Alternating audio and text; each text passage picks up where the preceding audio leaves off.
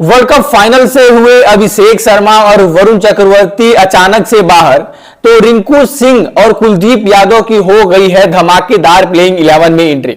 जी हां, बिल्कुल सही सुना आपने। वर्ल्ड कप फाइनल अब बिल्कुल भी तैयार है और अब से महज 2 से 3 घंटों के अंतराल पर ही आपको T20 वर्ल्ड कप का जो है वो फाइनल देखने को मिल जाएगा। इस वर्ष विश्व कप में 2 सबसे डिजर्विंग टीमें जो है वो फाइनल में गई हैं। भारत जो इस समय काफी परफेक्ट क्रिकेट खेलती हुई आई थी, हमने जो है वो हिस्ट्री को डिफीट ऑलमोस्ट अब तो कर ही दिया है।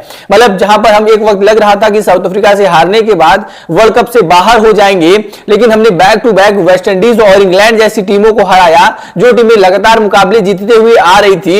इवन इंग्लैंड के सामने तो ऑलमोस्ट हम लोग हार ही गए थे, लेकिन वहां पर भी हमने नर्व्स को कंट्रोल किया। अक्षर पटेल की शानदार फील्डिंग और साथ ही साथ जसप्रीत बुमराह की गेंदबाजी के बदौलत हमने वो मुकाबला 7 रनों से जीत लिया। 7 रनों से उस मुकाबले में जीत के बाद हमने फाइनल में अपनी जगह बनाई। और एक चीज तो कंफर्म अब ये हो चुकी है कि अब या तो टीम इंडिया हिस्ट्री बनाएगी या तो टीम इंडिया जो है वो न्यूजीलैंड से हारकर न्यूजीलैंड को हिस्ट्री बनाने देगी।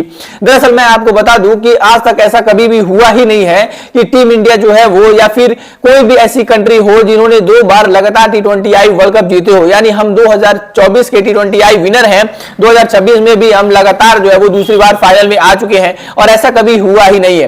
और T20 वर्ल्ड कप जब 2007 में चालू हुआ था, तब से लेकर अब तक कभी भी ऐसा हुआ ही नहीं है कि टीम इंडिया जो है वो या फिर कोई भी कंट्री अपने होम ग्राउंड पर, अपने होम सॉइल पर कोई भी वर्ल्ड कप जीती हो। तो इससे आपको पता चलता है तो कि ये आंकड़ा जो है वो कितना ज्यादा क्रेजी है और ये रिकॉर्ड कितना ज्यादा बड़ा है। और आमतौर पर टीम इंडिया जो है वो अब सबसे बड़ा चैलेंज हमारे ये लिए है कि हम जहां पर 2023 का ODI वर्ल्ड कप जीते थे, जहां पर हमने जो है वो एक विश्व कप फाइनल हारा था ऑस्ट्रेलिया के सामने, अब वहीं पर जो है वो हम दोबारा से 3 सालों के अंतराल के बाद जो है वो न्यूजीलैंड जैसी टीम के सामने है। और न्यूजीलैंड के बल्लेबाज भी काफी खतरनाक है, उनकी गेंदबाजी लाइनअप भी काफी खतरनाक है और न्यूजीलैंड को हल्के में लेना ये हमारे लिए काफी भारी पड़ सकता है। और ये हम जो है यहां से वर्ल्ड कप भी गंवा सकते हैं अगर हम न्यूजीलैंड को जरा सा भी हल्के में लेते हैं और उनको ऐसी वैसी टीम समझते हैं। तो वो भारी पड़ा साउथ अफ्रीका को भी, जब जिस तरीके से फिन एलन ने धमाकेदार बल्लेबाजी करते हुए जब लग रहा था कि साउथ अफ्रीका अब फाइनल में जाएगी स्ट्रेट रवे, वहां से फिन एलन जब आते हैं और सेमीफाइनल मुकाबले में ताबड़तोड़ 33 गेंदों पर शतक लगाते हैं।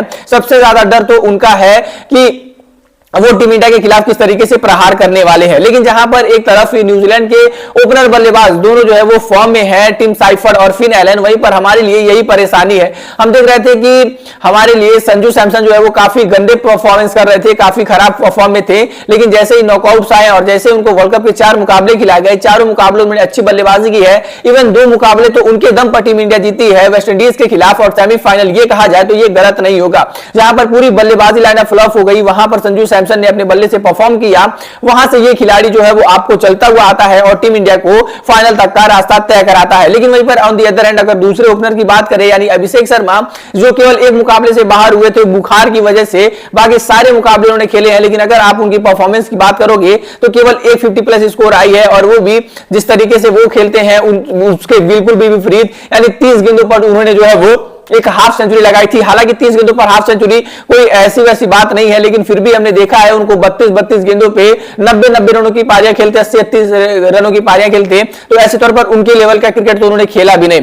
शुरुआत में जो है वो लगातार 3 मैचों में डक पर आउट हुए थे और अपना खाता भी नहीं खोल पाए थे। खैर अब एक चीज अच्छी है कि अब वो कम से कम अपना खाता तो खोल ही ले रहे हैं और कम से कम कुछ रन बना रहे हैं, लेकिन अपने उस कुछ रन को जो है वो बड़ी पारी में तब्दील नहीं कर पा रहे हैं। अपने उस कुछ रन को जो है वो एक बड़े स्कोर में जो है वो जनरेट नहीं कर पा रहे हैं। अब ऐसे देखकर टीम इंडिया ने जो है वो बड़ा फैसला लिया है कि क्योंकि मैं ऐसा क्यों कह रहा हूं कि जो है वो रिंकू सिंह टीम इंडिया में आएंगे और वरुण चक्रवर्ती भी टीम इंडिया से बाहर जाएंगे, उनकी जगह कुलदीप यादव आएंगे।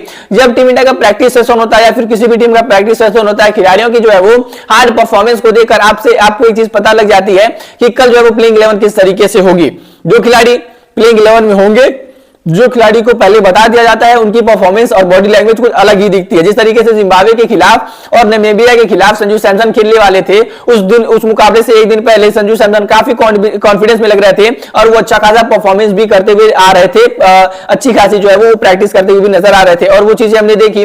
और ऐसे तौर पर रिंकू सिंह जो है वो जो काफी जो है वो पसीना बहाते हुए नेट में दिखे। इवन अगर मैं आपको बताऊं तो कुलदीप यादव जो है वो काफी ज्यादा बेहतरीन गेंदबाजी कराते हुए देखे हमें नेट्स में जो है वो, और काफी घंटे उन्होंने जो है वो लगभग बिना रुके जो है वो गेंदबाजी कराई। वहीं वरुण चक्रवर्ती अगर मैं बातें करूं तो उतना ज्यादा जो है वो उन्होंने गेंदबाजी नहीं कराई इस फाइनल मुकाबले से पहले, ग्रैंड फाइनल से पहले। तो कहीं ना कहीं ये इंडिकेट करता है और टीम को जो है वो रिक्वायर्ड भी करता है। वैसे अगर अभिषेक शर्मा नहीं बाहर होते हैं, लेकिन फिर भी वरुण चक्रवर्ती का जो है वो टीम इंडिया से बाहर जाना लगभग ये तय हो चुका है, और अब उनकी जगह आपको कुलदीप यादव ग्रैंड फाइनल देखने को मिल जाएगा। कुलदीप यादव अभी तक एक मुकाबला खेले हैं पाकिस्तान के खिलाफ वाला, लेकिन अब यहां पर जो है वो आपको फाइनल में अपनी जगह टीम इंडिया में बनाते हुए दिख जाएंगे। आपको क्या लगता है कि ये चूज और ये टीम इंडिया का जो है वो नेक्स्ट स्टेप अच्छा है, या फिर और भी इसमें कुछ भी बदलाव होने चाहिए? कमेंट बॉक्स में जरूर बताइएगा।